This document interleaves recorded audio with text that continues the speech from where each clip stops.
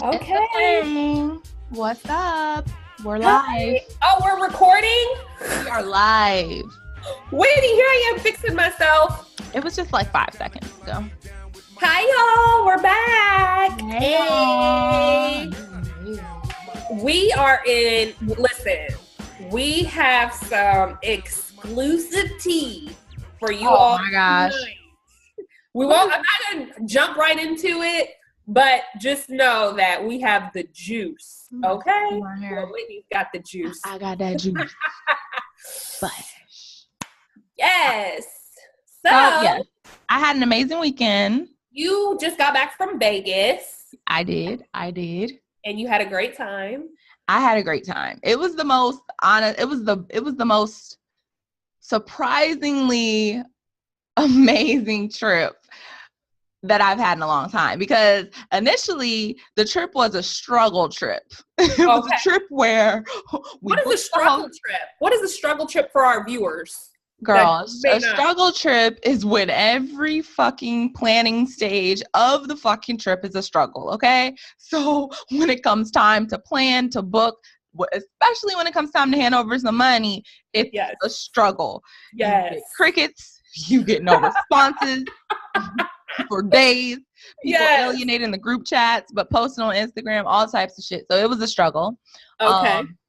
Long story short, within the last 24 hours, it all came together. My friend managed to book the room, got everything, car situations, because she flew from the East Coast to LA. We all met in LA. Since it was about 6 of us, we took two cars down to Vegas or whatever. But it came out very, very nice.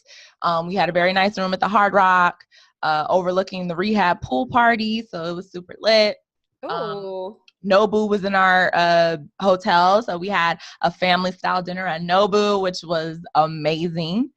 Shout out to Nobu. Good. I gotta tell you, Mia, because when we went, like, when did we go? It was like you and I first went, and that was Miami. That was my second time going. Your first time going, and this was back in 2013.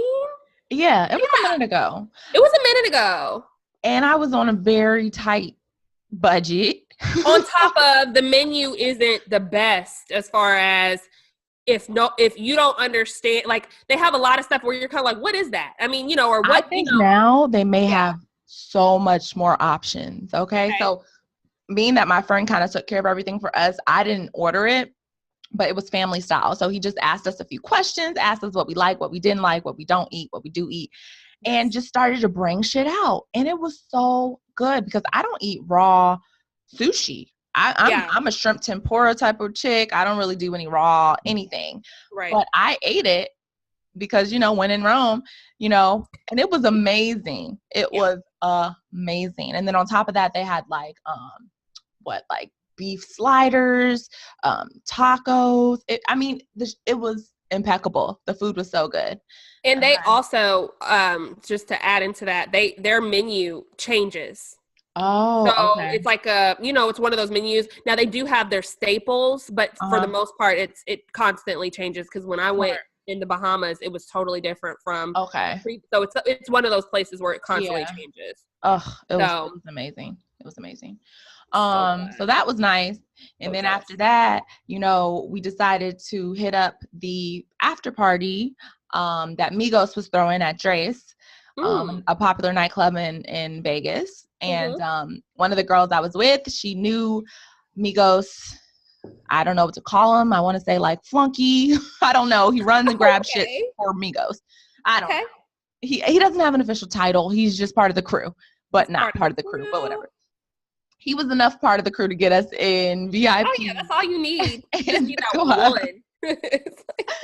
So we get back there. It's like behind the stage. We walk in. I see like Offset, Quavo, all of them. They're just drinking, smoking. I walk to the little section. We had B. Simone, Duffy, French Montana's DJ, which is Duffy. Little Mama was there. Aimlessly. Shout out Little Mama. Okay. She was there trying to make combo with regular folk. So she looked pretty out of her element, kind of like I did a little bit, probably. Okay. And Terrence J was there. Okay. So it was real cool. It was real. And this was an after party. This was an after party to the Drake and Migos concert that had happened the night before. So they were paid to show up at the Dreas nightclub in Las Vegas. So we met her, dude, there. We got backstage or whatever. Partied with them until about like 3-4 a.m. And then at that time, they proceeded to handpick people who they wanted to go back with them to the after party. After party. Got you. Okay. So one of his dudes came over to my friend, whispered in her ear and was like, yo, Quavo wants to see you at the after party, you and your girls. We got the Sprinters. Follow us to the Sprinters or whatever. So we end up leaving with Migos. All three. It was the Migos were all there? 3 of the Migos left at the same time. It was like 2 elevators full of people. So me and my girls got on the second elevator. Migos and his people got on the first elevator. Half of his people got on with us because they had to escort us to the Sprinter. Okay. So I'm trying to be very careful about what I say, and don't say.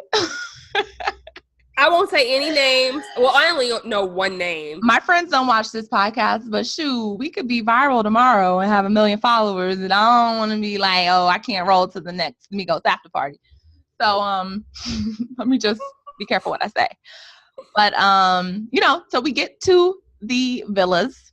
Okay. So Migos had private villas on the other side of the Rio Hotel. Mm-hmm. So we pull up. I could tell that like there was 3-4 floors of like partying happening. So we had Quavo, who seems like the main party was in his room. And then the floor underneath that, it was like Takeoff was at that floor. And then Offset just seemed to be like roaming around with his people. Offset is Cardi B's husband. Yes, Cardi B's husband, Offset. So he was there for sure. Okay. What I can say is I didn't stay long because the party-esque element quickly turned into grab a bitch and take them to your room. Like, it quickly turned into that. So we're in this huge villa type of condo that has probably, I'm going to say, at least 9 rooms in there. Okay. So some are bedrooms, some are like lounge areas. And then there's like a main area overlooking Vegas where people were like congregating. Okay. So when we first got in there, first things first, as soon as I stepped off the elevator, security dude made an announcement in the elevator and was like, everybody be prepared to hand over your cell phones immediately before you step in to the suite. Everyone has to hand over their cell phones. So security. What if you're like, I don't have a cell phone, but it's on you? Well, he had a fucking metal detector, so you can try it if you want to. I had 2 phones because I was already thinking, I was like, oh, well, I can give him one of my phones and then keep the other phone, and him not even really be checking me because he already see who got 2 phones, right? Except for me. Oop. But no, I'm just joking. They're like, bitch, you tried it. Hand that one over too. But when I saw it was a real situation when the security guard pulled out the damn metal detector and was wanding niggas down, I was like, nah, last thing I want is I at least want to step foot inside. So I handed over my phones. I was like, do y'all have like a ticketing system or what? He was like, no, you just come find me. I'll be around. Just come find me when you want to go, when you leaving. I'm like, cool, bet.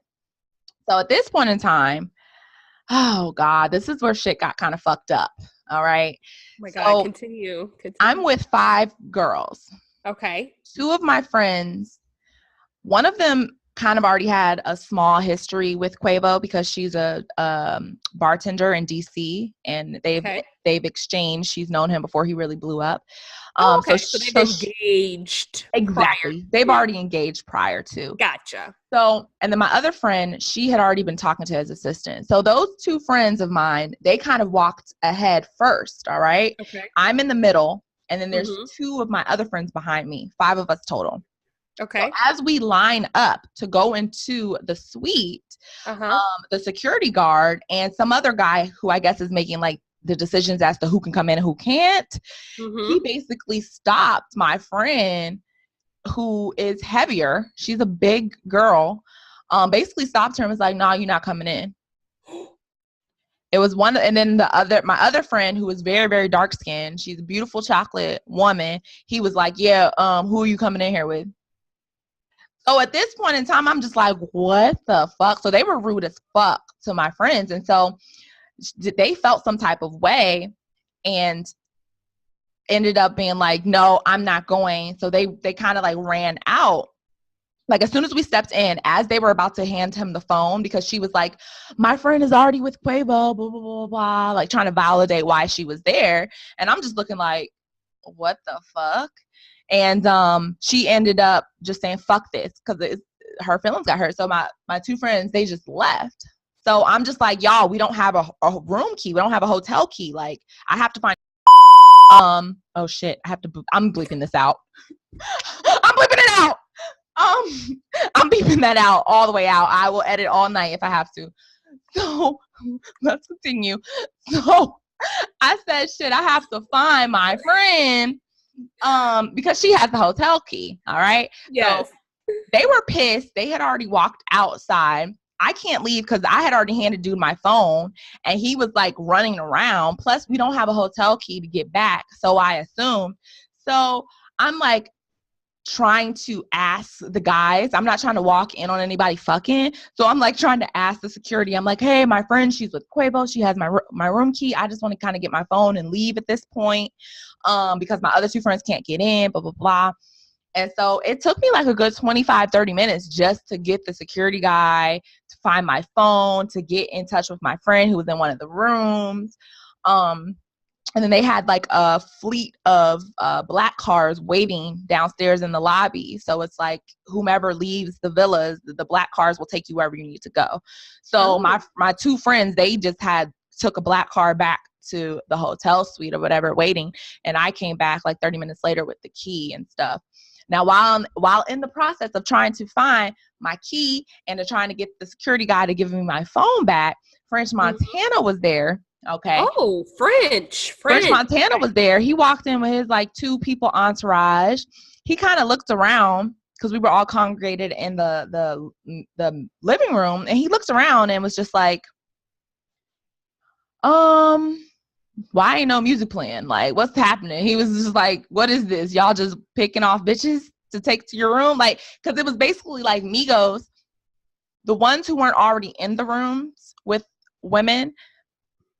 I want to say this, Offset, he walked around with his security kind of looking at girls up and down, and the security guard, he would nod to the security to tell which ones to follow him back. And so there was two young Spanish ladies who were there. They probably looked about 20, 21 years old, and he nudged for them to go back into the room with him, and they went back in the room with him. Now, I didn't see what happened in the room. I don't know. But I know it was going on at 4 or 5 in the morning. Do you speculate anything, any happenings? Of course. I mean, I feel like it's just the lifestyle. They're all, just living it up. If you have groupies ready to have sex with you at any point in time in any city you go to, why would that not happen? Oh my God. I just thought he's with Cardi. He's married. That means nothing. And, my friends, they confirmed that, yes, one of my friends had sex with Quavo. And, he's dating Sweetie or Swahili, whatever her name is. Oh my God. Yeah. A rapper. Oh, shit. Yeah. Sweetie. Yeah. So, I mean, I don't really see nobody really being faithful if you're in the industry like that. It's very, very rare.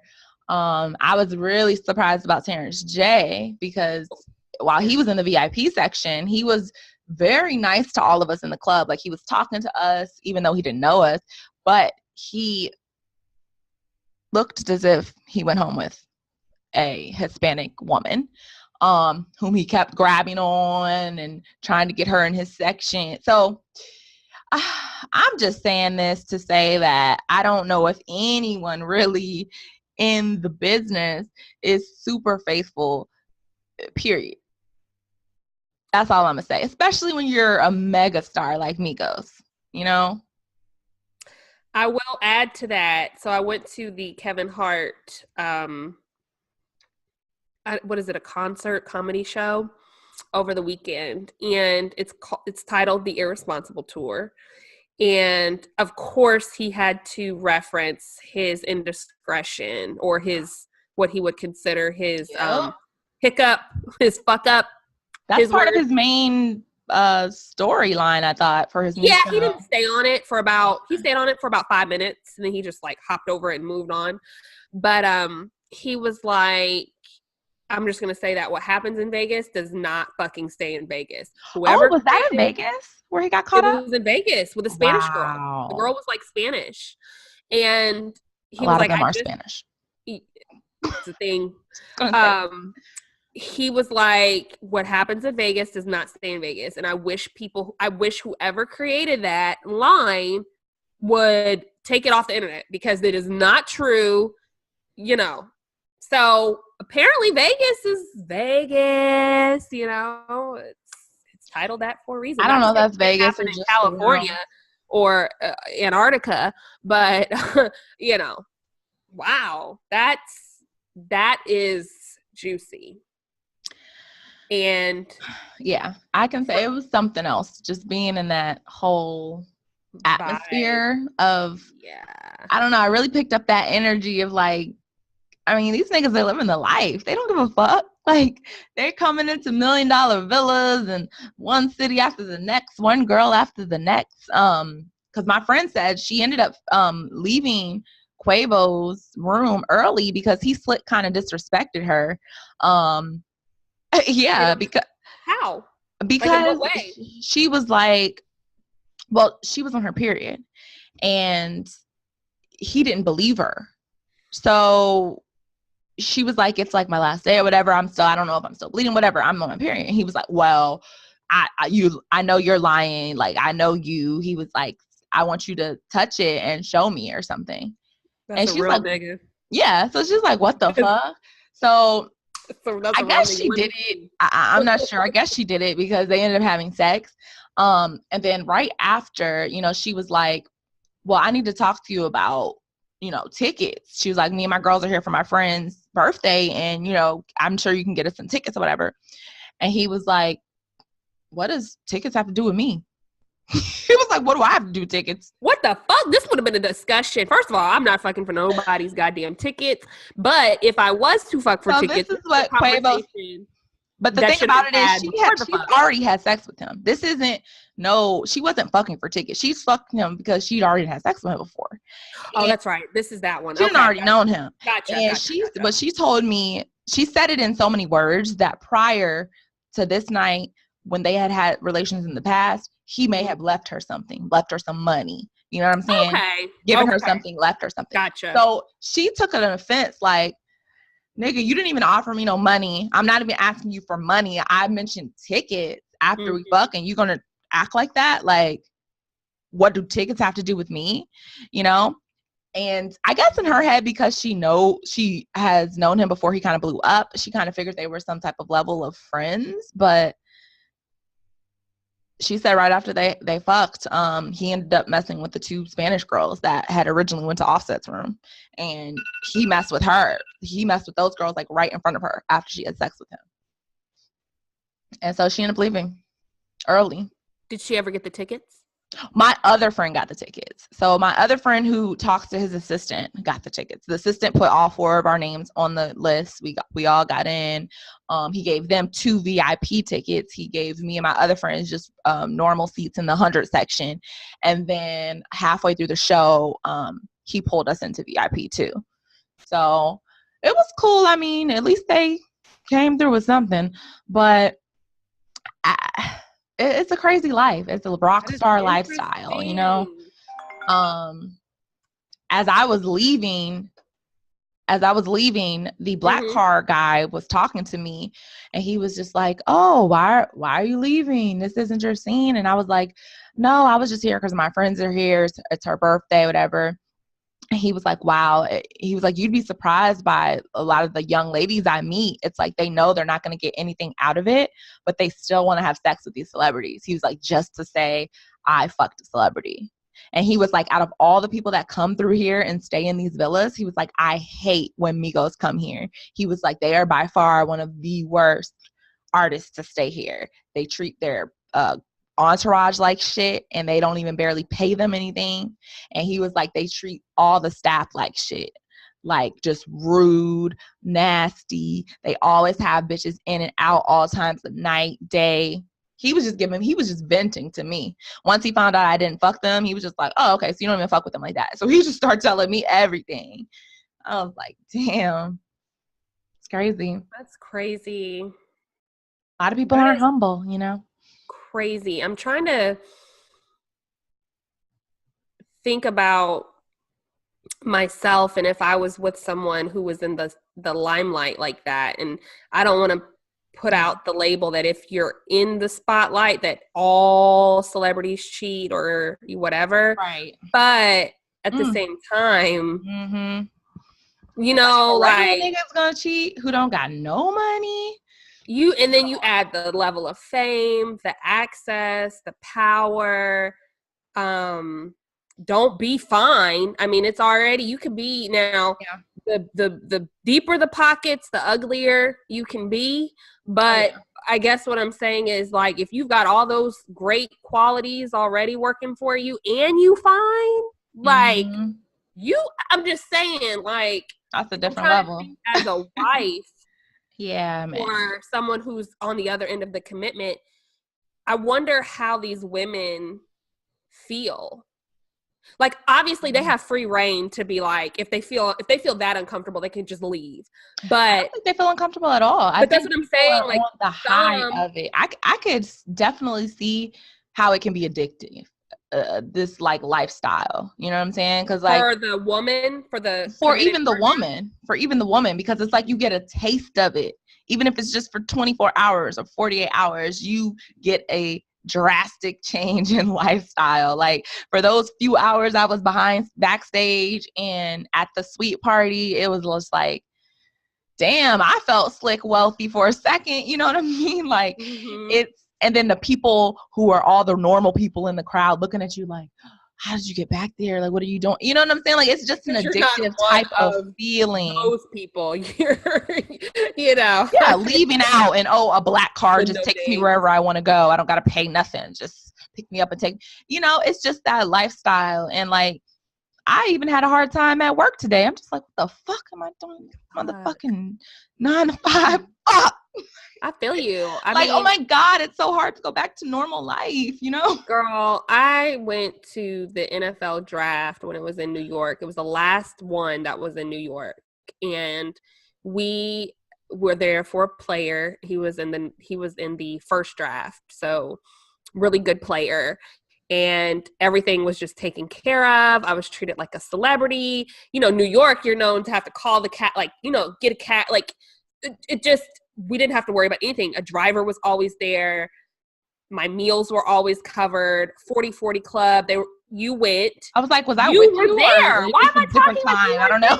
40/40. Hello. Yes. Well, because I didn't have the VIP experience. I did have the experience at the club, but me and my boyfriend at the time, like, we didn't have a hotel until that next day. You crashed on your floor. It was totally different experience on my end. But still, though, you know what I'm saying, though, like, just the overall the essence. And so I can relate to what that felt like, because I had a boyfriend at the time that was back here in Nashville, and I'm thinking, like, I totally forgot. Miss you. He's like, I miss you. I want you to come back. And I'm like, I don't want to come back. Ever. I just, nothing against you. Yeah. But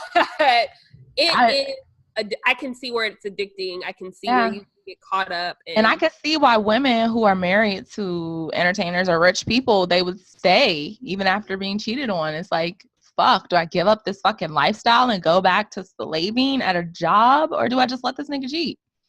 Like, I mean, I'm not in those shoes, so I can't tell you, but I'm sure it's a difficult decision. Has to be. Wow. That sounds like a great weekend, though. It was great. I'm glad you had fun. I'm glad you got to experience that on a whole nother level, because the time that I went to New York for the draft, that was the first time I had ever been to New York, and I would never have been able to experience New York in that way ever. I won't say ever, but at 24 or however old we were, like 26. That was like that literally was like a $50,000 weekend easily with everything. Yeah. Like that was more than my annual salary at the 40/40 club was lit. I remember it was like, drinks and food, and we're watching the draft, and it was fun. Oh my God. Minus me getting drunk and not remembering and having to bail out. That was fun though. It was fun, but I just wish I would have remembered. Like I wouldn't have gotten white girl wasted. Yeah, literally. Girl, you did it in style. They were like, Mia, you want to take your shoes off? You're like, hell no. These are loops and I ain't taking shit off. Drunk as hell, but you ain't lose your style now. Oh, you're right, girl. You're right. Oh my gosh. Good time. Memories. Good time. So anyway, okay. Moving on from that. How do you move on from that? I don't. I'm stuck because our last podcast we were talking about Cardi B and how she has these sporadic moments where she's beating up bitches because they slept with her man, and then you had this weekend where I'm like, wait, what? Skirt, like, I know she's okay. I know we talked about she's not okay with the cheating, but she's made the statement that she will stay with him through the cheating, which essentially is the same thing. So I'm curious to know how their relationship is going to progress over the years, because I don't think there's no way they could stay together. I don't see it. They're just way too young, And that's all it is. That's really what way too young. They're way too young. 25. She already going to court over cheating. You know what I'm saying? It's just going to get worse from what I've witnessed. I don't see him stopping. So... And they listen, and my biggest thing or advice for people out there that are under 30, I mean, I can't say how you should live your life, but marriage, I just feel like take your time, take your time. I know it feels like you don't have all the time in the world, and 30 and 20 years old sounds so old or so far away, but it is a time for you to just have fun and kick it and like not have to worry about the bullshit of being an adult and dealing with like real adult shit for the rest of your life, which marriage is adult business. And then you add money, you got celebrities that are, these celebrities at 20 to 25 or whatever. Then you talk about marriage. Oh my God. It's already hard for a 20-year-old to get married with no money or no fame. So add in all what we just talked about. God bless you. Unless you have some sort of unspoken agreement between you two that the world doesn't know about, then that's different. But if you believe in one man, one woman for the rest of your life, one pussy, one dick, all those years at 25, 20, it's a commitment. And it's nothing to be played around with. And it's a commitment. I'm just saying, you shouldn't go into marriage thinking, divorce is an option, because that's generally what we as a community or society, I think not all of us, but a lot of us probably look at divorce as an option in the sense of, it's there if I need to. And it's like, you really want to just go into I'm a believer in divorce. I don't think you don't believe in divorce? I do believe in divorce. Yeah. Thank God for divorce. I mean, I don't know. I don't feel like you should be wasting your time in a situation where it's not going to change if you're unhappy. Like, just to save face? Hell no. Life's too short. Yeah. Like, who cares if people say you divorce? Like, if you're unhappy, you're unhappy. And if it's not going to change. Now, I don't believe on just like giving up on the relationship, but if you've been going through the same shit for 11 fucking years and shit ain't changed and you're still unhappy from 11 years ago, get your ass a divorce. Like, you're wasting your life. You're wasting your time. And that's because I grew up like in my my household, like my grandmother and my grandfather, they were married for, 50 something years to the day my grandfather died. And they slept in separate rooms my whole life. They slept on other sides of the house my whole life. But it's just because people in those ages, they don't get divorced. You stay with the person you're with. Nobody leaves nobody. And it's like, I don't know if that was the best thing, because I didn't feel no love between them like that. And it was more tension than anything for my whole life. So definitely it's there for a reason. But if your man has been cheating, or if you've had certain issues before marriage and you think marriage is going to change it, or it's like, you know what, oh yeah, that's dumb. Like, I just don't think you should go into a marriage thinking that I can always get out of it. Because at the end of the day, marriage is work. That's one of the constant things that you hear is it's work. Now, whether that means what kind of work you and your marriage are going to have, that's going to depend on your situation. But I just don't think people should go into a marriage just being like, well, you know what, there's always divorce. Like, it's like, no, I don't want to think about divorce when we haven't even gotten married yet, how do you feel about prenups? Because it's like, if you sign a prenup, you have to think about that situation happening. You possibly getting a divorce. I think that that's a little bit different because you're protecting your assets. And I don't even necessarily thinking about getting a divorce, I just think yes, it is thinking about divorce, but I also think that it's thinking about if that time ever came, people don't operate in the same way that they would when you were in love. So if you have, and this is if you have enough shit to split, like if you have assets. I mean, obviously a regular person is not possibly going to have a prenup, but when I say regular, you may have a ton of money and yes, you may get a prenup, but I'm saying for those that make, 50 grand a year and you, not saying paycheck to paycheck, but you may not be considering a prenup. And even if you were, I just feel like that's about protecting yourself. And, but I don't know, I guess I have mixed feelings about it because I feel like if I had a ton of money and that person did not, I definitely have mixed feelings about it. I don't know definitely if I had, and I think prenups should be set up in a way that is fair. So if, like I know a lot of celebrities, they have conditions within that prenup. So if somebody cheats, then they get this kind of money. If somebody does this, they get this set of money. So I don't know. I just think it's about protection versus them thinking about like, I don't know. It's the same difference. If you're thinking about protection, you're thinking about splitting up one day, that's an option. That's true. So that's why I do have mixed feelings about it, because it's like, if I had a lot of money, absolutely, I need to protect my money and myself. Exactly. And I don't know if you're not fucking with my money.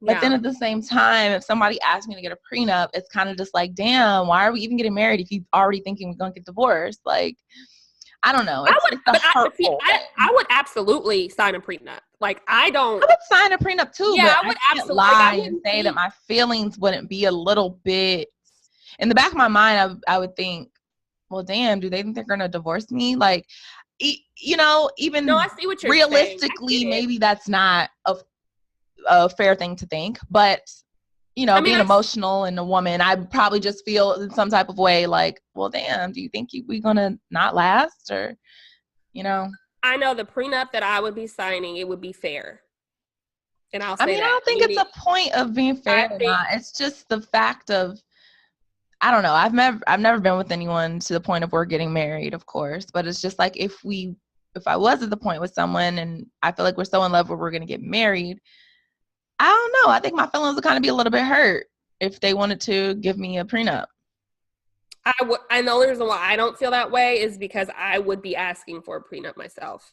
If I was the one that came into I wouldn't ask, or I don't feel some sort of way if the shoe was on the other foot in that instance for me. Like, if somebody asked me for a prenup, I would be like, okay. If the shoe was on the other foot, I would hope that they would be like, okay. But I also feel like, in my opinion, I'm not thinking that they're hurrying up and thinking about the divorce. I just think that they're thinking like it's just protection. But it's the same thing essentially. But I just think that the way that it's thought about is different. Are we not going to be together forever? Like, what is there? protection. I mean, it may not be the reality. Yeah, no, I get it. I know, and it's like I don't when I'm in love like that, I don't like to think about reality. Like that's like a turn off for me. Like I'm one of those like super fantasy. Oh my God, and that would just pull me right out of it. Yeah, you know, it would. Yeah, I can see both sides of it totally. I just, it's divorce is great. Divorce is more numbers in divorce than marriage, I guess. It's like that D word. It just exists. So I don't know. I saw we've had a lot going on in our world recently. Like I just feel like we've had so much news and so much like craziness. I saw a post from Jordan Woods, Kylie's best friend, and she was talking about registering to vote, and she was like, she's never registered to vote, and she's like 21 now. So you're able to register at what, 18? Mm-hmm. So that's like 4 years of her not being able or not registering. It's only 3 years though, and she wasn't legal to vote in the last election. So well, it doesn't matter. I'm just thinking, I get it, but I'm just thinking like it was really a big deal for her to come out and speak to her peers that listen to her following, to say, you know what, now is the time we need to register. We at least need to register, and especially if you give a damn about anything regarding your own opinions and your own values, make sure you get out there and vote for candidates that are aligned with your vision. And, I just think that with that whole Brett Kavanaugh, now that he's been appointed as the new Supreme Court Justice, which I knew that was going to happen, it is what it is. It's just really important that you all get out there and register to vote and actually vote in these, in all of the smaller elections that lead up to the presidential election. I can't stress that enough. And I just wanted to put that out there because it's serious times. We've been in serious times, but, make that voice heard in some sort of way because shit gets real. Yeah. That's what's up, though. Cardi just told people to vote, too. Oh, yeah. I saw that. That was really, I love when celebrities come out and they say those kind of things because it's important, other than the whole my bloody shoes, the other stuff, the reality for us common folk where shit really affects us. Mm-hmm. When you have a little bit more money, it still affects you, but like what's her name? Susan G. Orman. What is that lady's name? She's the financial lady. She's really good about pulling people out of, or giving advice on pulling you out of debt and things like that. But she made a statement that was along the lines of, I've got access, I've got money, but it's a lot of things are just easier for me, and I have access to leave certain things and to move how I need to move. But for you people that are still trying to figure things out and get your life situated and settled, you do have to think about things differently than someone who has money. That's just a reality. Yeah, of course. So anyway, didn't mean to get all deep there, but so what do you think about Kanye West deleting his social media? Did you hear about that? I didn't even hear about it. Yeah. So he has no more social media, no Twitter, no Instagram, okay, none of that. I'm sure it's just deactivated. It's not deleted. I think he deactivated. I don't think it's completely gone. He'll be back as soon as that album is finna drop. He'll be right on back. Yes, I agree. And I didn't even hear about it though. I completely have just zoned him out. Yeah, it was on the Wendy Williams show. She commented on it, and the Kim picture with her tits out, and she looks great. I'll say that. She does look great. I did want to talk about something. I forgot. Oh, let's talk about your natural hair thing. The natural hair thing? What natural hair thing? Remember, it was some comment about some fake. I want to tell you this because it's ironic that you sent me that screenshot. You talking about earlier today? Earlier, the guy who posted the status on Facebook about the natural hair thing. It's so funny because, so like today I came back from work, and last time y'all seen me and last time my work saw me, I had braids in my hair. Okay. And I've been trying to not straighten my hair as much. So I've been wearing it more natural. I've been doing like twist outs and just like, natural heat protective type of styles or whatever. Yes.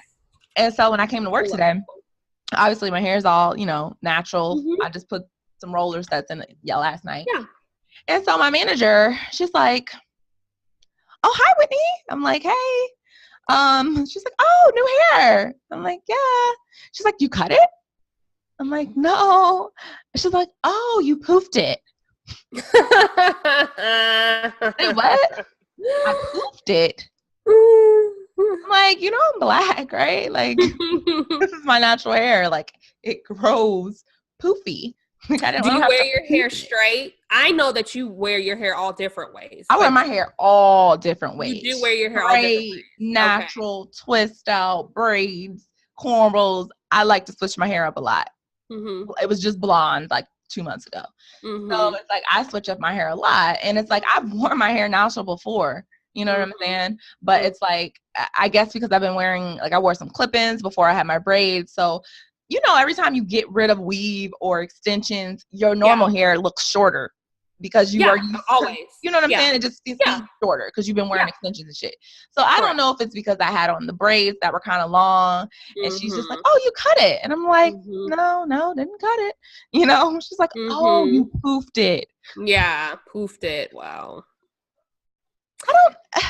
I mean, I'm not offended by that, but it's just I am flabbergasted by the ignorance of society. White people. White people, but you can't I don't even blame them because, it's like, how do you not know that black people's natural hair because is volumized? For a lot of us, though, in the professional setting, we typically wear our hair straighter. My friend Martisha, shout out Martisha, she works with me, and when I first worked there and we became close, she was like, "Should I, I've really been thinking about wearing my hair natural." And I was like, "You should." I was like, "Yeah." She was like, "Well, I don't know how our job is." And I'm thinking like, so I think that it is something to think about across the board, so from the whites, from both sides, it's looked to be more professional, a lot prettier, a lot more comfortable to be around. And from our perspective, we're like, you know what? I need to change the way I look for some of us to blend in so that I don't appear to be so whatever. Oh, definitely. I'm always conscious of how I look or if I'm too urban or too hood or whatever. And it's like, I work at a very, very laid back job where a lot of white people, they come to work with blue hair, pink hair, piercings, flip flops. Like they don't think twice about the shit they wear, but I feel like I cannot just, I'm coming up out of that, but like even 2 years ago, I wouldn't have worn braids like that at work, like for months at a time, like I wouldn't have done that just because I feel like for your exact reason, like I don't want to be discriminated against or anything like that because I make them feel uncomfortable about what I'm doing. You know what I'm saying? I know. Which is terrible. It's terrible, which is why I'm breaking myself out of that, but it's just like comments like that is just, I've been trying not to straighten my hair, and it's just like comments like that just piss me off. I know. And it's so funny because, so how we even came on this conversation today was let me just say that it's very hurtful. It's interesting coming from a white person, but then you're like, you know what? You don't know no better. Not today, Courtney, not today. Okay. Catch me next week on this bullshit, but not today.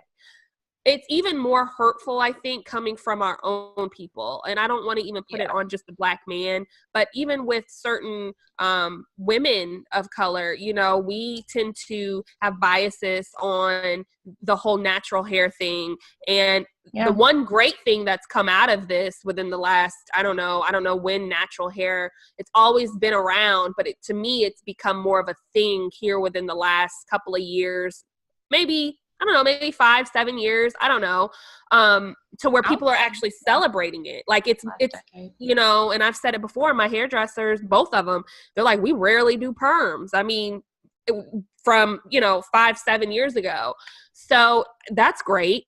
But let me share this awesome post that my homeboy, and I'll leave him nameless, but he posted on Facebook, and he says, a lot of women want to wear their hair natural, but they always have to deal with some ignorant ass comments from you brainwashed Negroes.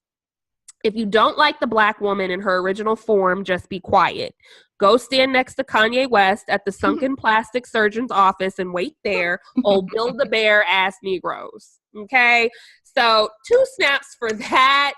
And if you can't understand why that comment was made, I don't want to say something's wrong with you, but it spoke volumes to how society and even people within our culture feel about natural hair. And then to see some of the comments that were made from people after that, it was like, well, it's just, you know, some of it's unkept hair. It's just, you know, if you keep it up or if you do something to it, then, and he's like, yeah, but there's tons of how many wigs and hair hats and weaves have you seen that are nappy and unkept? A lot. There's a lot of this stigma. Nobody ever says anything. Natural hair for a lot of people it just automatically equals unkept and not done and all over the place and unruly. I know. That's just what a lot of people tend to immediately think about. But and it's unfortunate because that's just the way our hair grows out of our head. That's the way it grows out of our head. That's what I want people to understand. Like, it's just natural. That's what it is. So why is us being us unkept? Or us being us not polished? Like, that's or poofed out. You got to poof that. I had to poof it out. No, my hair is extremely versatile. I don't have just one style. I don't have to keep my hair. My hair can be curly as fuck, and then I can get it bone straight. You know what I'm saying? Like, that's what it is. It's a magic in textured hair. It's a magic in people of color's hair, I feel. And I feel like society has tried to make that magic a bad thing, you know? It has. And there were other comments in there that were awesome as well, you know, because he was suggesting, because people were getting defensive, you know, of color. Like, well, you know, my daughter, her hair, I just can't manage it, and it's just, you know, and I just don't like poof balls. I mean, that's the only thing that I don't like. It's not that I don't like hair. That one lady was like, it's fine for kids. This is what she said. She said, it's fine for kids, but I don't think a grown woman should walk around with poofy hair or some shit like that. Yeah. And so even with that, his comeback to that was really great in saying that what's even more sad is that you want to apply chemicals that you can't even touch with your bare hand to your head. That's gonna burn. A lot of women, the real sad part about this is a lot of women, Black women, have not even have been able to experience their natural hair until their late 30s, 40s. They don't even know how to. And part of the manageable part that comes into because you have never managed it all these years, meaning you're just now getting exposure to how to do it. But if you've been natural all your life, you probably have a routine down. You probably know what products work for you. Exactly. That's what it is. But now that you just decided to become natural because it's a fad, and I hope it's not a fad, it's like, oh, girl, like, I don't even know what products. Like, I've been trying this. This is too much. I'm going to go back to this. I'm going to go back to that. You got to you have to understand both sides of that because it's insane. You know, it is what it is. I can never go back to getting perms. Like, just the thought of somebody putting a relaxer in my head is enough to make me bust out in tears right now. Like, if I had relaxed head from my scalp to the ends, I would be crying. Like, I don't even think that's cute anymore. Like, I can't believe I did that to myself for all those years. It's just how I was raised, you know, but new growth perm, you know, and it's just like, I don't even like the look of that.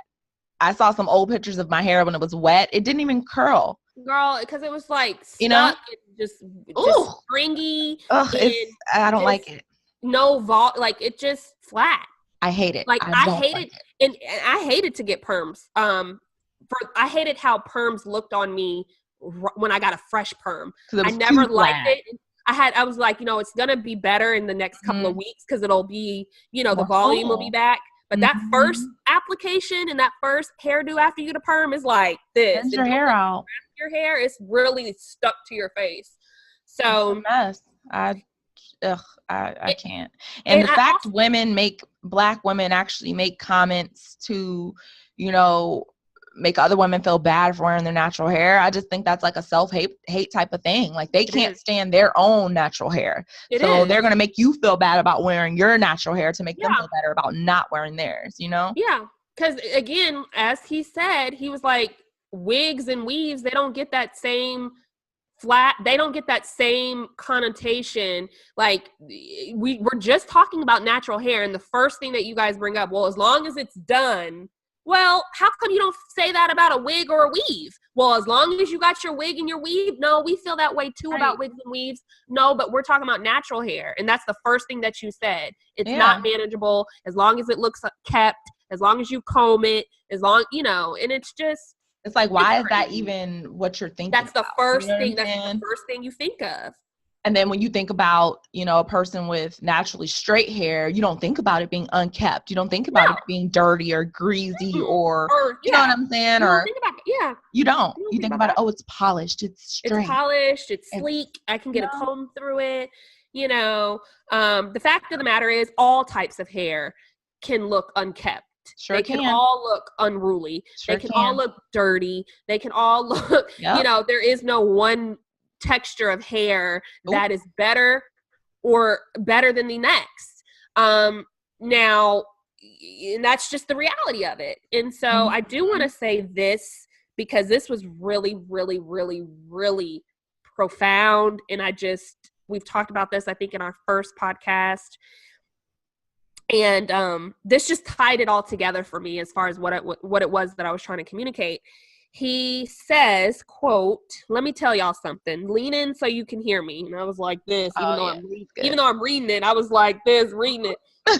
Like I'm leaning it. So he says, some Black men want white women in blackface. They want you just enough to check the she's Black box. Just brown enough, but not too brown. Hair straight or biracially curly as possible. Racial ambiguity, or as they call it, exotic, is the holy grail. When you recognize these type of guys, treat them just like Kanye. Girl, if I didn't have to say, I love the fact that Kanye is the poster child for the sunken place. Guys love that too. I hate that. I love it too. When I tell you I read that and it almost made me want to cry, because when you try to put things in your own words to try to communicate what it is you're trying to express, and it doesn't necessarily make sense after it's out of your mouth, then you read something like this and it's like, oh my God, somebody gets it. And he's a Black man that gets it. That gets it. That's all I'm saying is these things are not stuff that Black women just wake up and we're mad at the world and we're like, oh, you're in an interracial relationship and we hate that you are with somebody of another race. It's not that.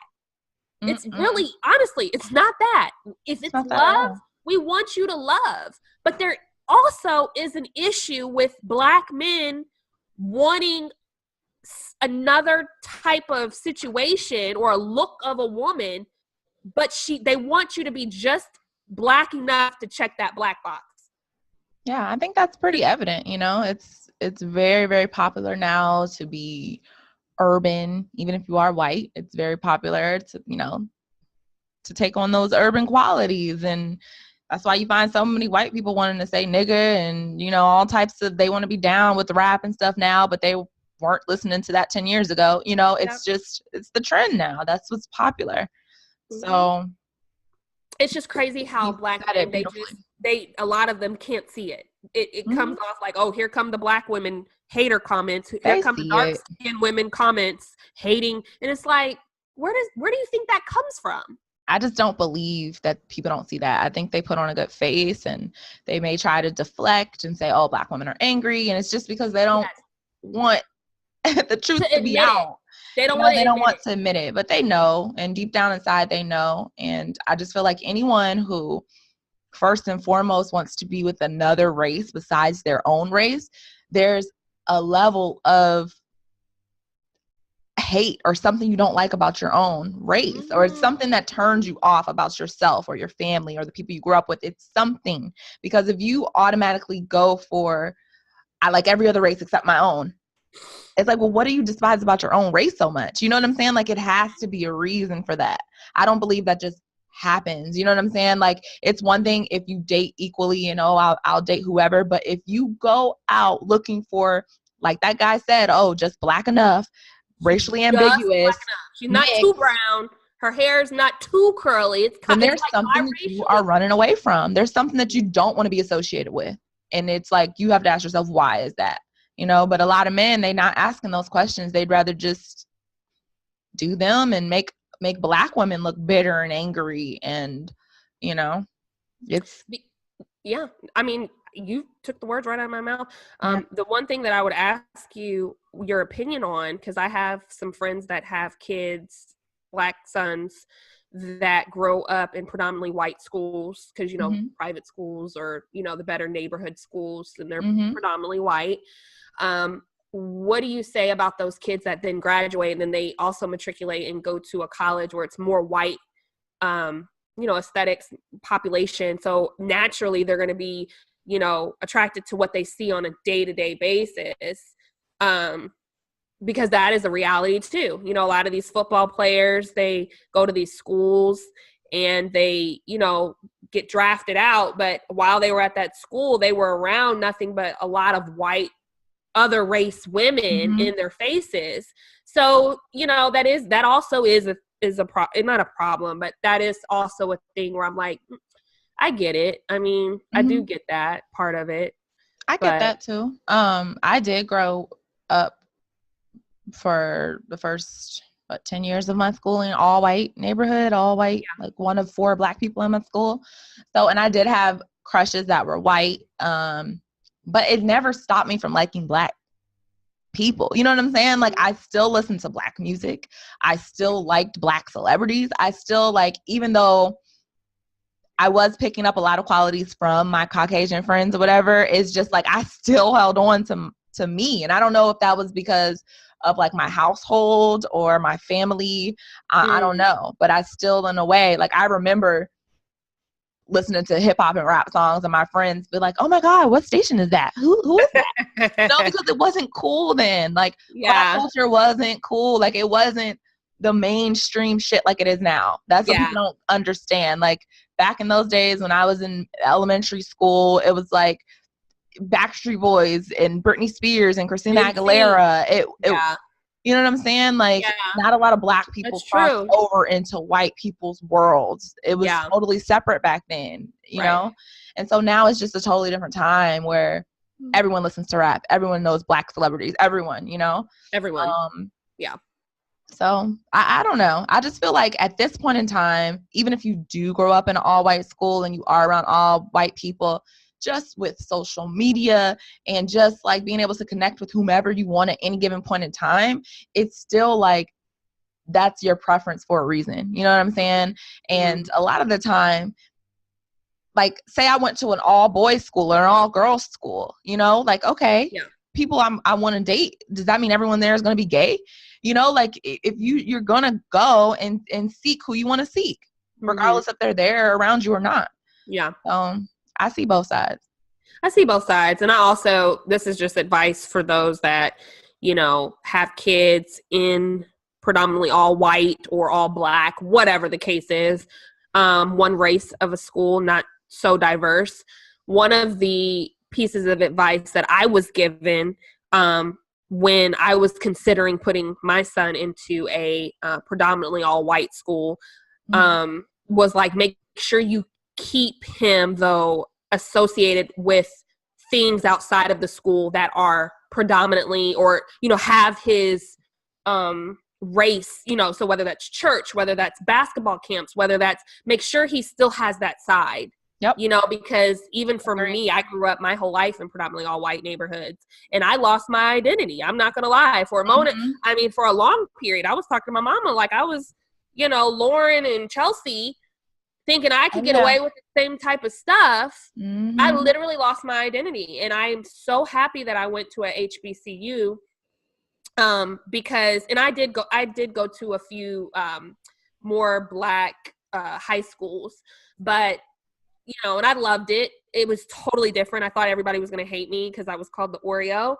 But then once they knew me, they're like, oh, no, she's cool, you know, da, da, da. But regardless, just make sure your kids get balance. Yeah. So that way they're not losing themselves in just this one aspect. Yeah. I 100% agree with that balance statement, because it's like I left at the start of 6th grade middle school and went to a mixed neighborhood. So it was Black kids, white kids, Asian kids, but it was like more half and half. And I just felt so much better. I had friends who understood me. I didn't have to like sugarcoat things or kind of like hide things, because being at that age, being like one of the only Black kids, my mom doesn't make enough money like how all of their parents do. I'm in a single family household. It's just like a lot of things were embarrassing to me. Like I didn't want everyone to come to my house. I didn't want everyone to know I ate collard greens and fucking pig feet last night. Like they didn't understand. Yeah, like I used to hide those parts of me or whatever.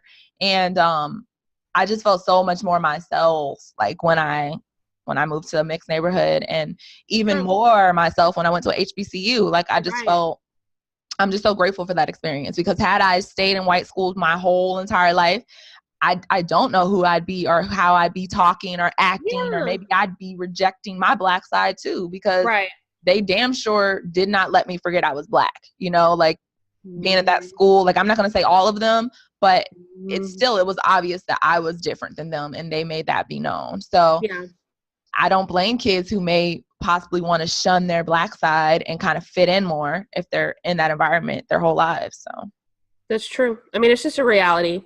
Yeah. And my son's school is definitely diverse, because I couldn't put him through that. And I think it's all about knowing your child too. And you know, the representation matters. And I'm so intentional about, or at least I try to be, about who my child sees on a day-to-day basis and how they interact. I live in a very diverse community. It's predominantly Black, but however, our neighborhood has tons of Asians, and, you know, more white people are moving in. And I never want my son to have this self-hate or aspect, or, you know, like, oh, why did you know, your hair growing like that, or blah, blah, blah. But if he sees people that look like him, that's when that's when kids, I feel like, find themselves. It's like, oh, you do that too. Oh, your mama does that too. Oh, da, da, da, da. Like you kind of, you know, because I could tell him all day, oh, this is beautiful, this is great, this is what you need to do, this is what you need to do. But at the end of the day, you find that groove, you find your esteem, you find your confidence with your friends. You know what I'm saying? A lot of times, because they're the ones that reinforce those things with you, you know? And that's just another reality. So had to put that out there. Great topic. I'm glad we talked about that. Thanks for bringing that up.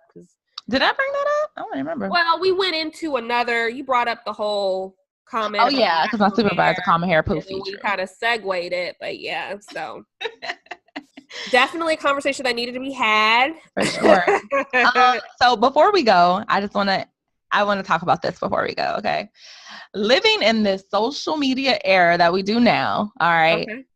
How do you feel about your friend or someone who you think is your friend unfollowing you off of social media?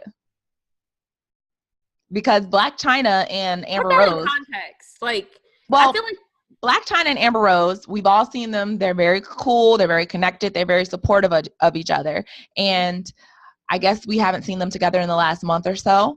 And recently we see that they have unfollowed each other off of Instagram. So, of course, the media fans, they're going to make speculations that, oh my God, something's going on between them. They're beefing. Why would they unfollow each other? We haven't seen them together in a month. They're not friends anymore. I, for one, don't think that's a wrong assumption. I think that's pretty accurate. I feel like if you are friends with someone and they fucking unfollow your ass, there's something happening there that you don't know about. Like, they don't like y'all are either not cool or they have a problem with you. I agree. That's my opinion. I do agree, especially in the times that we live in now, where social media is people's reality. I mean, let's just be real. The first thing that people do these days, wake up with the phone, go to sleep with the phone. So that's a direct life of yours in the sense of, you know, this is important. So if somebody is unfriending you, whether it's Facebook, Instagram, you know, and especially if you're a social media person. Like if you're a social media person, you kind of get it. There's an unspoken thing that doesn't really need to be said. It's like, oh, bitch, I see you. Okay, that's what we doing. I'm gonna unfollow. I'm matter of fact, I'm gonna block you. You know, I think people block people, but it is there. So yeah, I would agree with that. Yeah, it's like it's a problem. As it sounds to some, because I can hear some of my family members right now. I mean, so if I unfriend you, I mean, so what? What? Like, I don't understand. What would possess you to go to my name and my profile and press unfriend or unfollow? Somebody could say, you know what, it was an accident. I was scrolling and it was an accident. I didn't realize it. Thank you for bringing it up. I didn't know it meant this much to you. Or somebody could be like, you know what, I just was over seeing what you post. I don't know. There's really not. Now, if you have a problem with what I post, that's understandable. I've unfollowed people because of what they post. I don't have a personal well, I actually don't like them that much either. But have you ever unfollowed a friend? A close I would friend never unfollow a friend because of what they post. Ever. Because then, I mean, you're not really my friend. Mm-hmm. You know what I'm saying? Like, I don't have to agree with what you're posting all the time. Yeah. But it's like, if you post some unfavorable things that I don't agree with, if you're my friend, I'm not going to unfollow you because of that. You know? So what do you think about, since we're on this subject then, so what do you think about people that watch your story or they're constantly liking other people's stuff and they never like yours? That. Girl, I've talked about this so many times. They're haters, period. People who refuse to like your shit but watch every fucking thing you do, that's a fan. That's a hater, dog. Like, there's no excuse for that, because if I'm scrolling and I like damn near every single one of my friends' pictures. Honestly, if I'm your friend and I didn't like your picture, I probably didn't see it. And I'll probably go back and like it 4 weeks from now when I do see it. Like, I literally like every single one of my friends' picture. I have no shame in that. I don't care. I'm a supportive person. Like, if I can just double tap and show you some fucking positive vibes, why wouldn't I do it? It doesn't make any sense to me.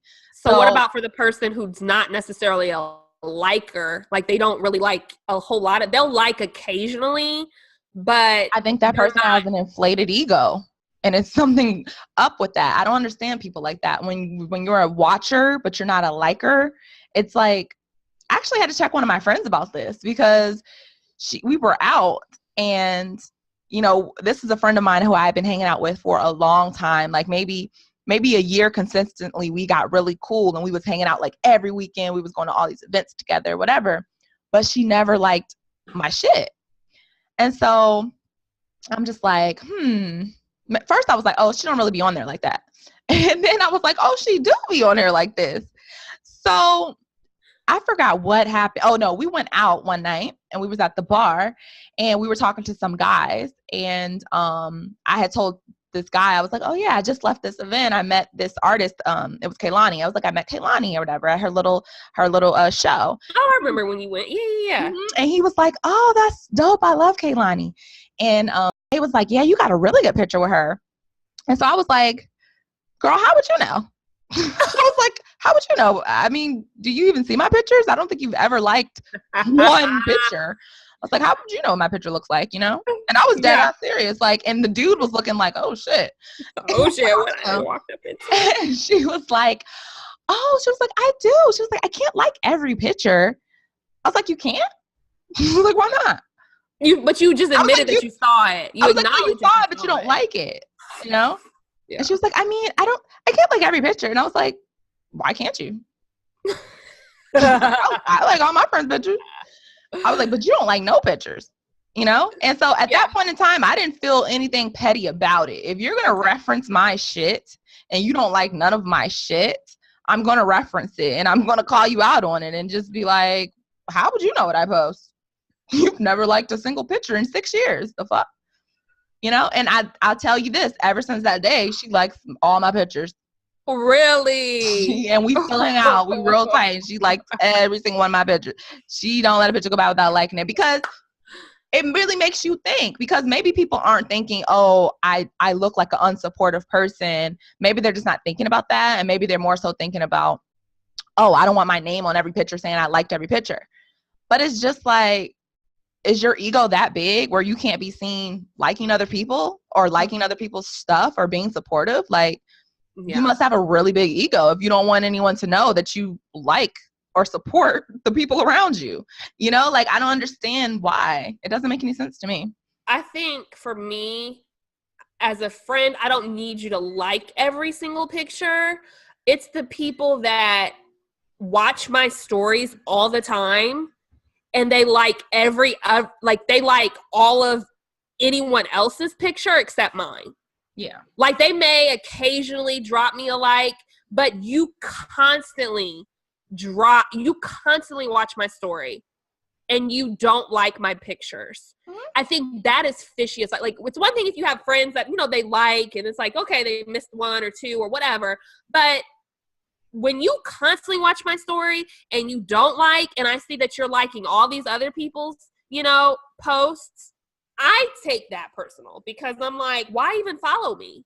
Yeah. Like, if you're not going to ever comment or like anything ever, or maybe you do every now and again to make yourself, or maybe it was just something really cool. It's something about you that they don't like. It's something about what you're doing that they don't like, or they just don't really like you. Like, it is what it is. Because when I think about my page and I think about the people who like all my stuff and blah, blah, blah, it's people who I know are my very best friends. Like, my best friend likes every single one of my pictures. Even if it's the dumbest picture, because she supports me unconditionally, you know, and it goes down, it cascades from there. You know, people who I know who have issues with me, they may like a picture here or there. People who I know who are haters to everyone, they're not gonna like shit, you know, and it aligns. The likes align with their personality and the support that I feel they are, the type of person they are. Yeah. I feel like that shit goes hand in hand. And I think we both are talking about the people that we know are actually active. Like, it's one thing if you go on Instagram every now and again, or Facebook every now and again, or whatever, you're not really a social. But if you're one of those people that you be in your social media just like maybe I do or the next person, and you still carry that, there's no excuse. Exactly. Because I see you seeing me.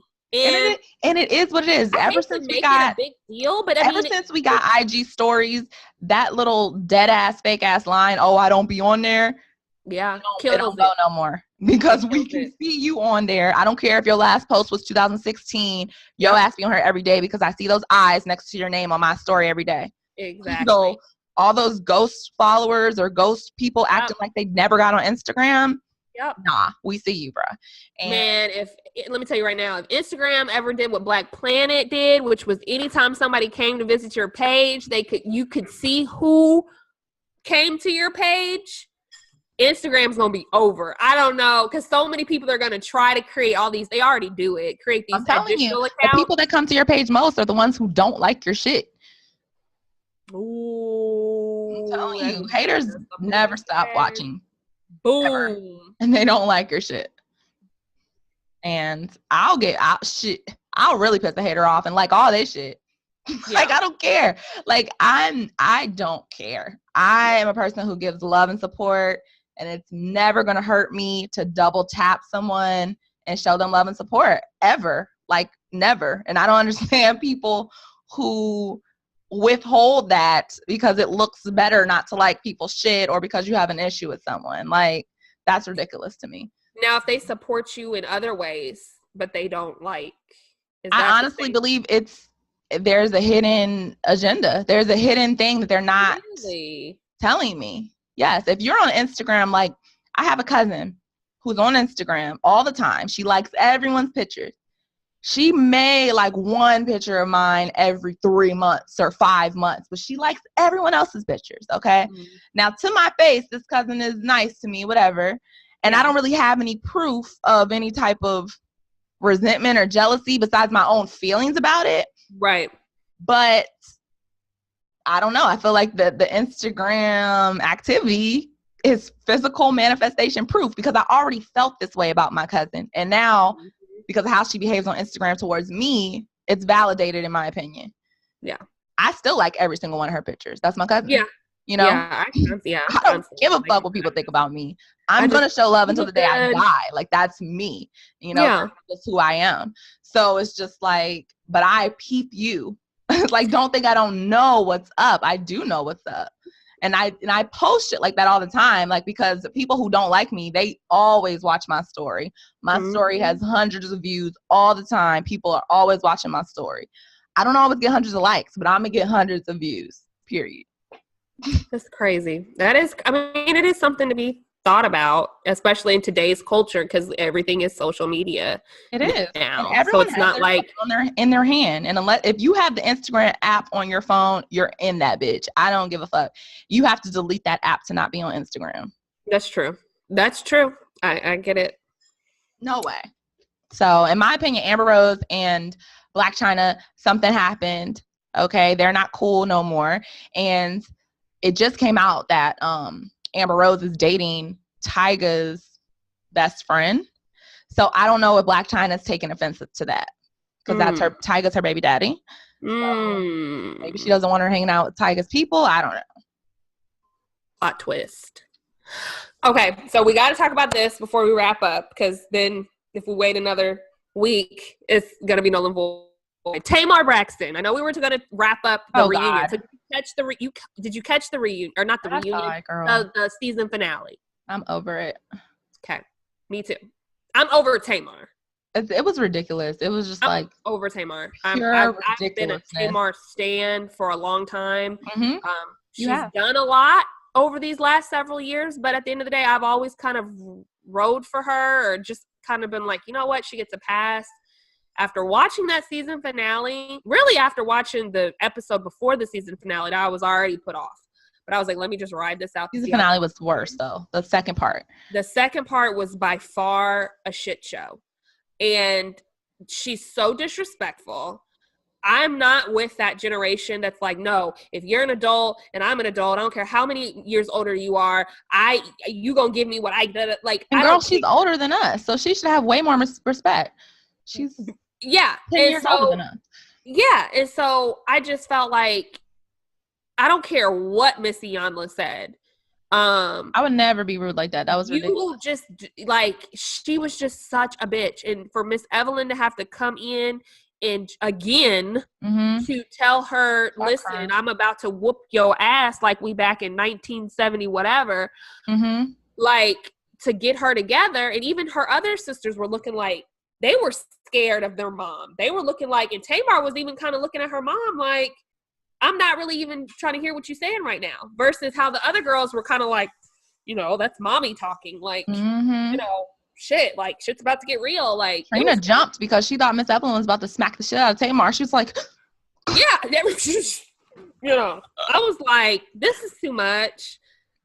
Way too much. It's just, my fiance was laughing hella hard. He was like, what is Tamar doing with all these, like, what is all of this? I was like, I don't know.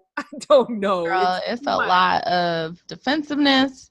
She was so defensive. Like, for Tamar to have the mouth on her that she has, where she feels like she can say anything to anybody, and then when somebody tells you, oh, you were rude, you want to call that name calling, like, oh, you're name calling, you're calling me a name.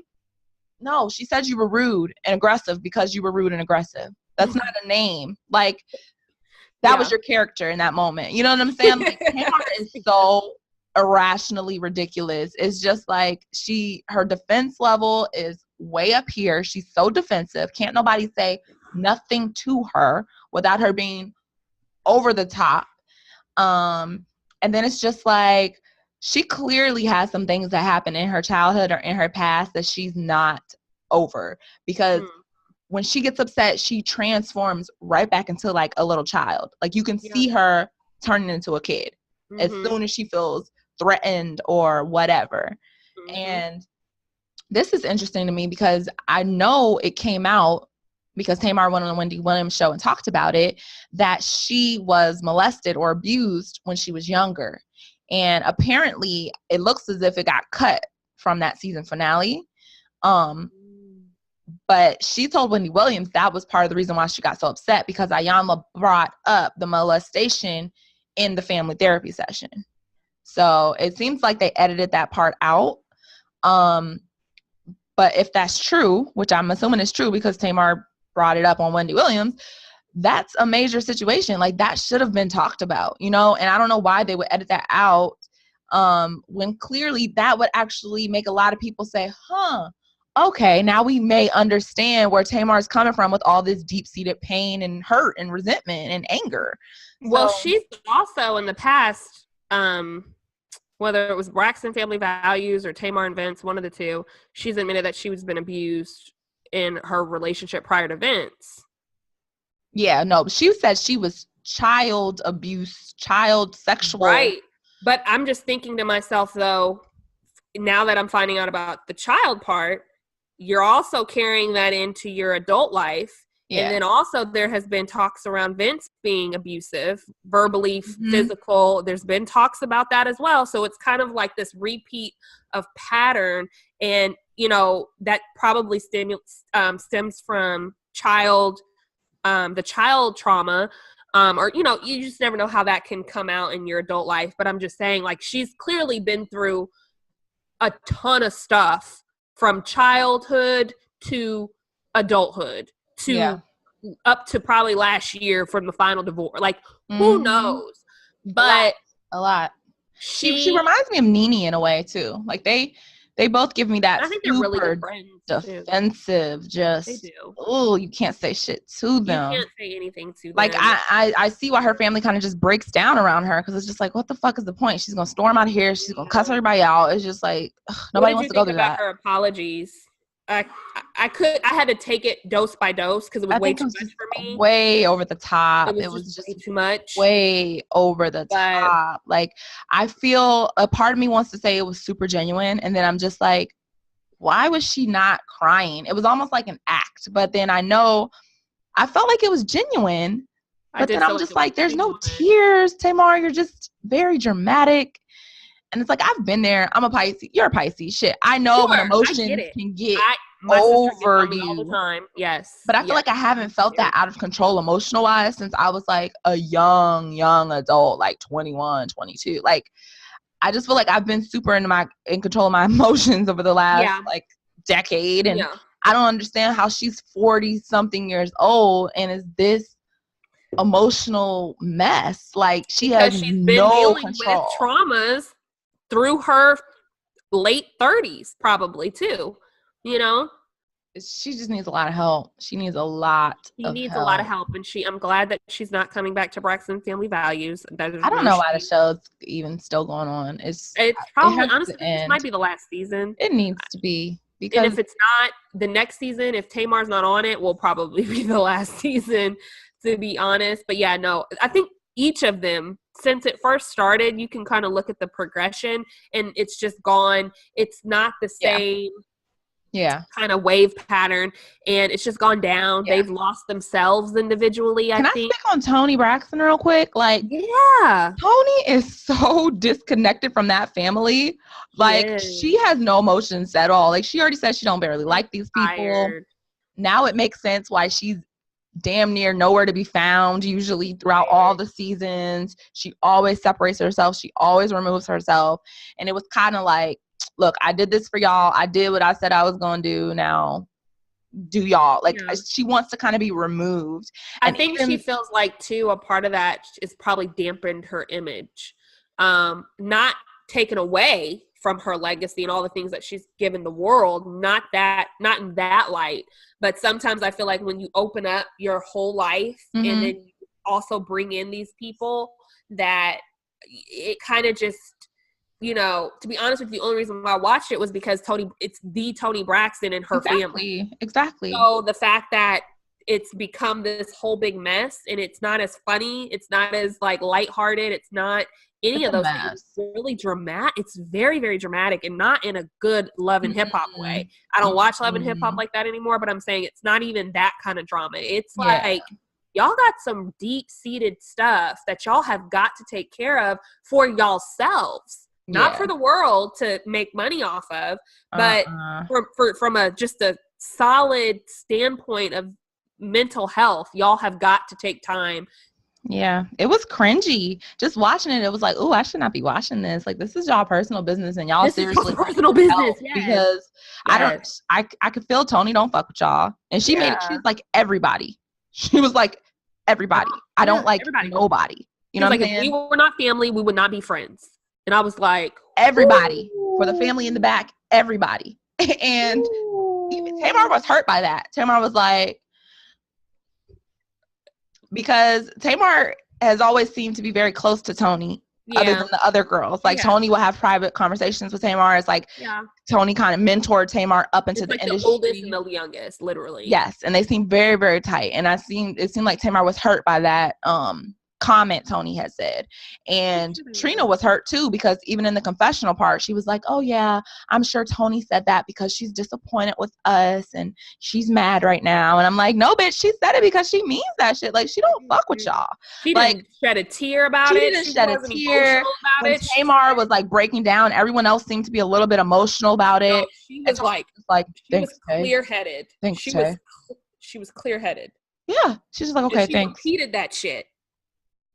Everybody. She was like, I don't like nobody, you know? I was like, for you to say if we were not family, we would not be friends. I felt that though. I have a bunch of family I feel that way about. I was like, oh my God. That is some real shit. That's some real shit. To say on camera. That's some shit that you'd be like, this is our business. Yeah. But it's like there is no our business no more, you know? They are all camera. The only time they even get together is for the camera now. Yeah, Tracy says she ain't seen them in 2 months because they weren't talking to her because she walked out. So, of the filming, you know? That's sad. She needed that check. She needs the check.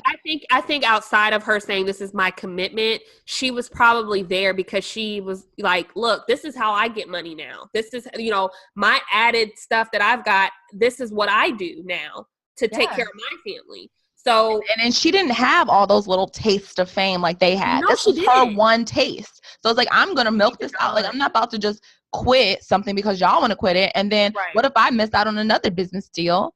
You know? And I loved how Ayanna broke that down to them. And she was just like, so Toni can go and do a tour. Tamar can have her own reality show. Oh, but Tracy got to sit there and follow y'all. Yeah. Got it. You know? Yeah. Bullshit. Yeah. So, love Ayanna. I love. Shout out Ayanna. If you ever want to come, or if we can come and sit on the couch privately just to have a conversation.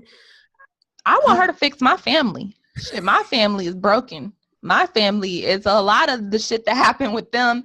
I've seen that up close and personal in my own family. Like, it's ridiculous. So I hate that. It is. But we all have our shit in our own families. Everybody has their stuff. But I do, you know, some have more than others. But one thing I will say about my family, we're super, super, super small. But in comparison to a lot of families that we know who have bigger families, or, you know, they've came from I don't want to say better upbringing, but yeah, probably a better upbringing. It's crazy to see how disconnected their family is. It's like, you know, or even some of their kids. It's like, you know, we grew up, my mom was a single mom, and, you know, I'm sure a lot of people thought her 2 kids were going to have different patterns, not because we were out here doing crazy wild and stuff, but just, you know, like, oh, she's the single mother, so you know, her kids may not da-da-da-da-da. Whereas, you know, there's these other families that they did have 2 parents. They had the resources. They had the money. They went to the better schools. And those kids are not, and here, me and my sister, we're doing this, and it's kind of like, well, how did Jessica's kids, like, it's mind-blowing for a lot of my mom's friends to even see it in this way. which is shitty because it's like single parents can't raise amazing kids, and because y'all had the money and kept your kids, and now we were kept up in nice stuff. I'm not going to take that away. She always made a way for that. But what I'm saying is that people sometimes, when it looks easier on the other side in families, it's a shit show. And me growing up in predominantly white neighborhoods, just to kind of tie this all back together, I felt you when you said, you know, the embarrassing part, like, I don't want you to come, like, y'all, like, for me, all my friends, they had lived in these $1 million homes in Fountain Hills, and I always wanted to go over their house, but they wanted to come to our townhome, and you know, because their parents were always fighting or da-da-da. I'm thinking, like, that's so funny. When I finally did let my rich friends in, they loved it. They did not want to go back home. And I'm thinking, like, I want to go over y'all's house. No, like, this is some bullshit. Yeah. It's like they love the small house. They love the close-knit, everyone up under each other. It was homey. It was a home. It's like crazy. A lot of those houses were showpieces. They weren't home. Oh, true. It was cold on the inside, you know? And my mom even, she nurtured a lot of my friends. Like, she was the mom. And I'm thinking, like, that's my mom. Like, not saying that she was, like, she's a great mom, but they all called her mom. And, you know, it's just crazy to see the perspectives. Mm-hmm. You know, so just because you do raise these kids and give them the world, that doesn't automatically mean they're going to be this type of kid. And honestly, I really think struggle is a great thing for some kids. Not struggling in the sense of being homeless or anything like that, but it's okay to say no. It's okay to have restrictions and parameters. And, you know, my fiance, his grandma used to always say, kids love discipline. They love structure. They do. Kids don't want to be out here roaming the streets and being like, my mom and dad, they don't really care where I'm at. Da, da, da. No, they like curfews. They don't like it, but they appreciate it later. The structure. Period. So just feel like I had to say that, and just, you know, it's not always what it looks like. The grass ain't always greener on the other side. Right. Take that for what you want it to mean. So anyway, take it how you want it. This is a great episode. We feel like we got a lot of ground covered. I gotta do some editing because I name dropped and I ain't have people hit my line like, like, bitch, did you just say? Like, nah, girl, I said Shanique, Shakol is what I said. But anyway, well, until next time, we will be, I guess, having another podcast here pretty soon to cover some more topics, awesome topics. Please make sure you subscribe, like, and share. Like. We got some really great, awesome stuff for you guys that we want to give away, and you know, we've got comment goals. And let us know how you feel. If you disagree with us, let us know you disagree with us. Let us know you disagree. We love a good debate. Yes. Whitney especially loves the controversies. She loves it. That's what we need. Because I love free thought. I love when people have conflicting opinions about things. I hate when everyone thinks the same way and feels the same way. And it's not authentic. I feel like if everyone thinks the same way, somebody's lying about something. So. Yeah. And you're trying to protect something, or, you know, or you're just boring and it's like, you don't. Me and you, we have different opinions on fucking everything. We have different opinions on damn near everything, but it's so funny when we come together and talk it out. Because I think at the end of the day, though, even when we do disagree, we still can kind of understand where the other person is coming from. Like, we can walk away and be like, I still disagree. I still have my view. But I can see you where you thought that. I can see. So that's a Pisces thing, because we can see every side of every situation. You can see every side of every situation. And so, except for Trump, but I can even see his side. I see his side. I can't see shit. He's rich. He rich. Doesn't, girl. He's filthy fucking rich. This man literally thinks he runs the world. This man is Kanye with a political backing and 10 times as much money. That's all it is. It's so funny. He loves Kanye. He loves Kanye. Duh, they're the same fucking person. He loves And Kanye. I'm telling you, y'all better watch out and y'all better vote and y'all better be on the lookout for those candidates for 2020 or 2024, because I guarantee you, if a Kardashian or a Jenner is on there, don't say I didn't tell you. Don't say I didn't tell you. Just saying, they setting that up. You don't think Kim and her mama didn't see the hope in this situation with Trump winning. Trump was a reality star who won the presidency. Yep. Now, all of a sudden, Kim's into politics. Kim's thinking about getting law degrees. Kim wants to free people out of jail. Mm-hmm. Come on, y'all. It's a setup. It's a setup. Stay woke. And the day the Kardashians run this country is the day I will be leaving as a refugee. No. Facts. Facts. Hey, Kim. Hey, Court. Hey, Chloe. All right, guys. It's been real. We love y'all. Stay tuned. Follow us at BFV. Black coffee, no sugar, no cream. Hey. Is it a bad thing that I'm repping brands tonight? Probably, because they're not sending no checks. That's what I'm saying. So I'm not repping shit until I get a check. Send us something nice, especially shout out to Colin Kaepernick. I buy cheap shit. I don't. I buy cheap shit too, girl. I buy sale. Hey, sales. Hey, discount. Hey, sale. Clearance. All right. Have a great night. Bye, y'all. Till next time.